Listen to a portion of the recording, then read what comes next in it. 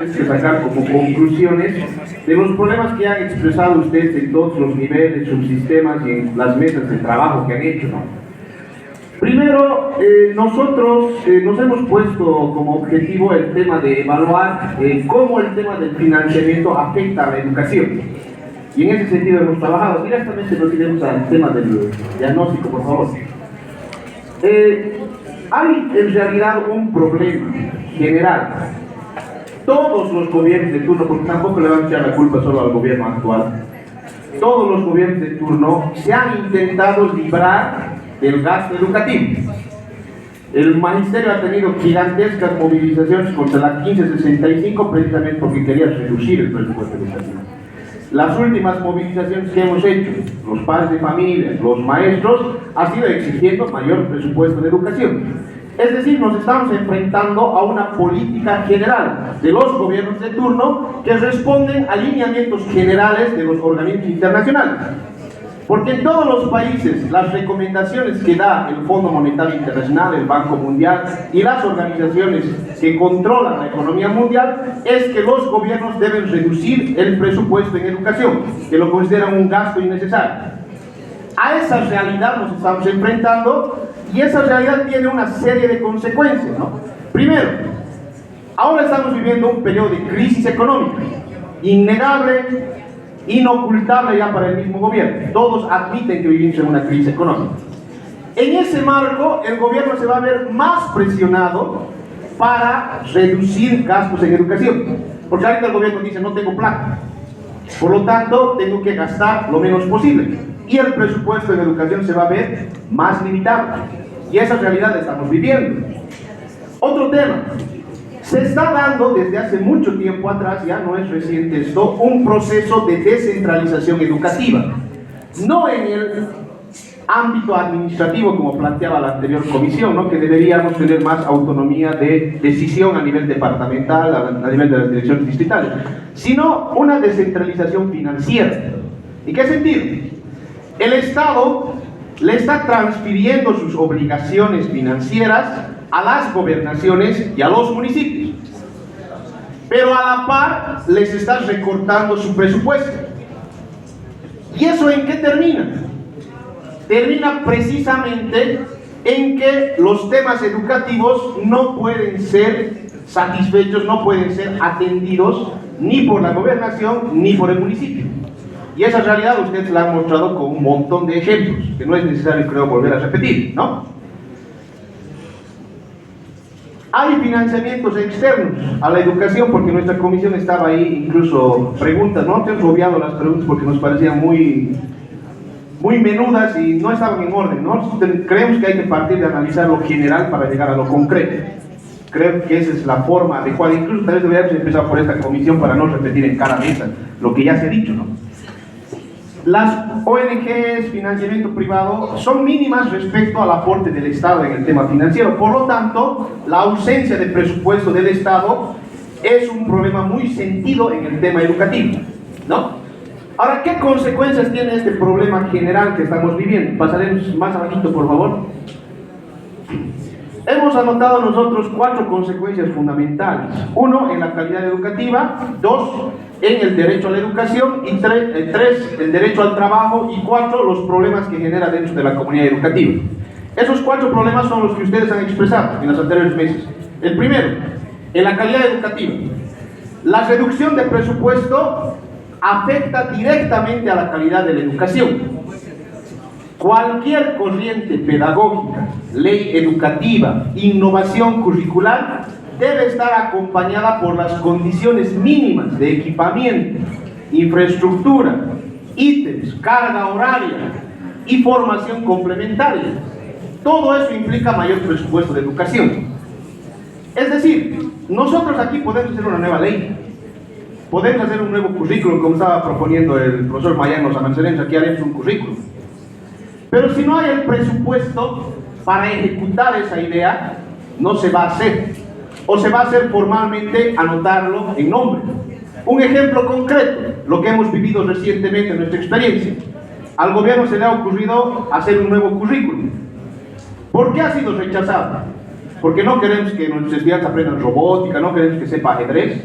No, era porque no tenía una carga horaria financiada por el Estado, no tenía materiales para respaldar y no tenía condiciones en infraestructura, lo que iba a significar improvisación, lo que iba a significar perjudicar el desarrollo de otras asignaturas y lo que iba a significar sobrecarga laboral al trabajador en educación.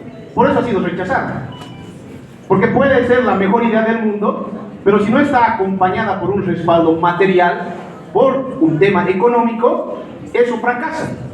Lo mismo estamos viendo en todas las veces han mencionado educación inclusiva. Es muy buena la idea. Decía una directora, ahora por lo menos todos hablan de educación inclusiva. Está bien, ese es un logro. Pero no está acompañado con un presupuesto que pueda efectivizar realmente que nuestra educación sea ya inclusiva. Esa es la falla. Y podemos dar un montón de ejemplos, ¿no? Un ejemplo concreto. La cantidad de estudiantes por aula está directamente relacionada con el tema del presupuesto, ¿o no? ¿Cuánto sería lo óptimo, lo pedagógicamente hablando adecuado? 20 estudiantes máximo por aula. ¿Por qué no tenemos esas condiciones en educación regular, por ejemplo? Porque el Estado tendría que generar más ítems de educación para partir las aulas que tienen 40 estudiantes, por ejemplo, donde es totalmente antipedagógico dar clases.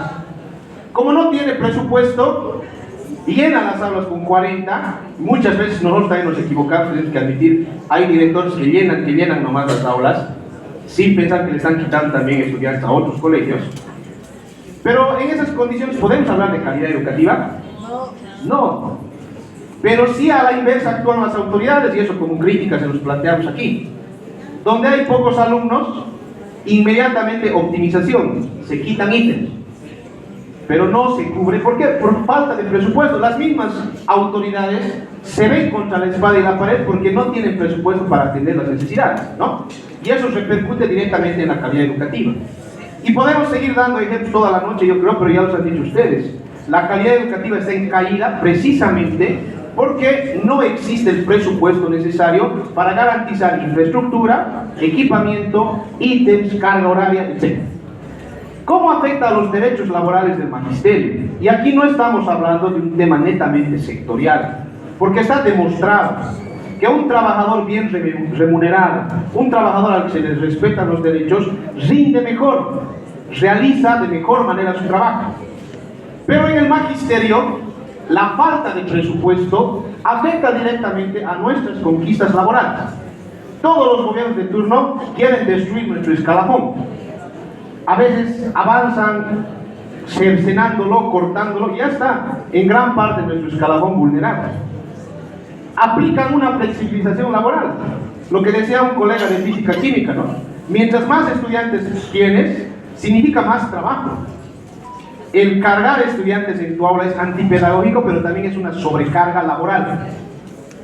Las ideas que se les ocurre a nuestro ministro de Educación también con hacer ferias, ahora le ha lanzado olimpiadas, cuando más bien tenemos que recuperar el tiempo perdido por la ampliación de la vacación.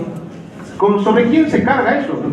Los juegos plurinacionales, tema de banda, sobre los maestros, sobre los trabajadores de educación, sobre todos, porteros, regentes tienen que hacer doble trabajo. En los ensayos más tiene que estar la portera ahí limpiando, barriendo, abriendo, el regente controlando, el director haciendo papeleo.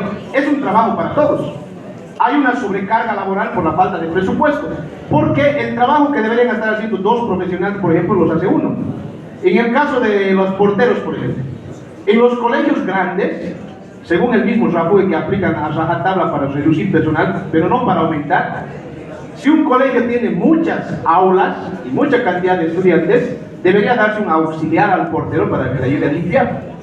Deberían tener un auxiliar de regencia, deberían tener 2 secretarios. Pero ¿cuál es la lógica para reducir presupuesto? Que el director nomás haga todo. Falta que al director nomás ya le den mañana su escoba y su balde para que trapeen y limpien a los colegios. A eso estamos llegando, ¿no?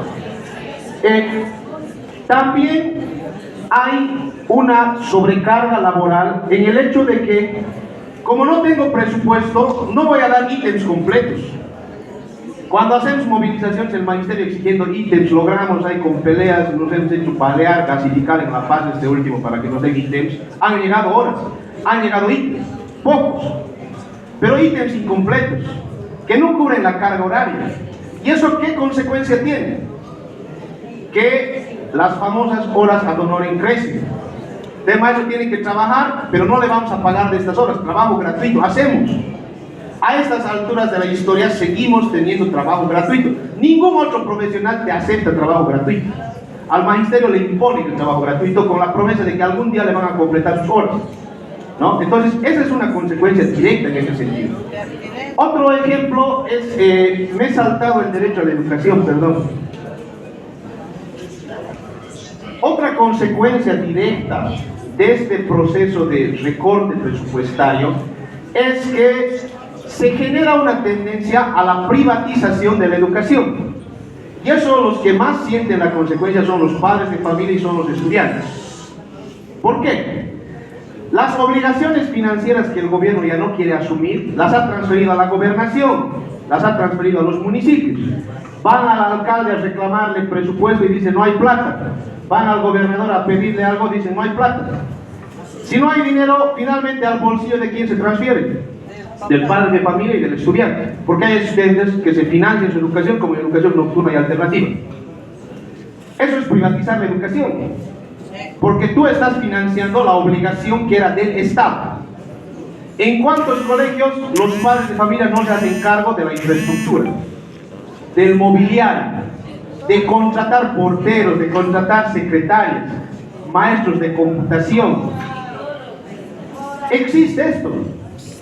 Existe una carga de privatización hacia el padre de familia, hacia el estudiante.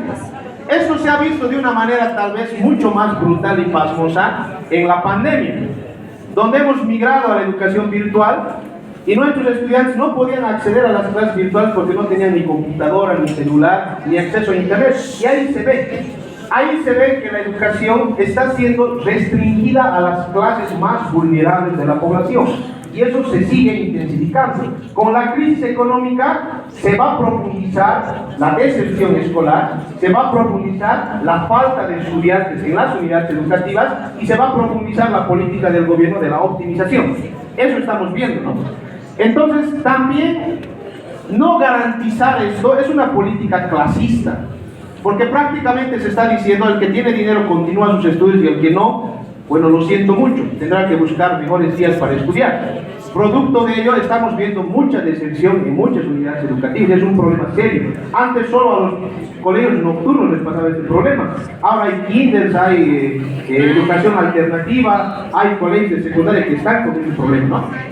Y para terminar, lo que hemos dicho como un diagnóstico, esto genera un conflicto entre los actores educativos, constantemente. No hay presupuesto en mi escuela, ¿dónde voy a ir? Voy a reclamar a la alcaldía. Voy con mi junta, tomo la alcaldía, lo puedo secuestrar al alcalde y el alcalde no tiene presupuesto para darme, saca de otro lado, lo llena el hueco, va a venir otra unidad, no va a poder. O me voy a estrellar contra el director departamental o el director distrital. No, vamos, tomamos la distrital, tienen que atender esto, no tienen plata. O el maestro se estrella contra el director que le ha dado la orden que aplique. Han instruido de arriba esto, aplique, profesor, el profesor se enoja con el director y se pelean. O los padres de familia se chocan con los maestros, porque también la falta de presupuesto no está a veces acompañando a la calidad educativa y piensan que es culpa de que el maestro no se forma, cuando en realidad son condiciones muy malas que nos dan, aparte de las leyes que nos imponen.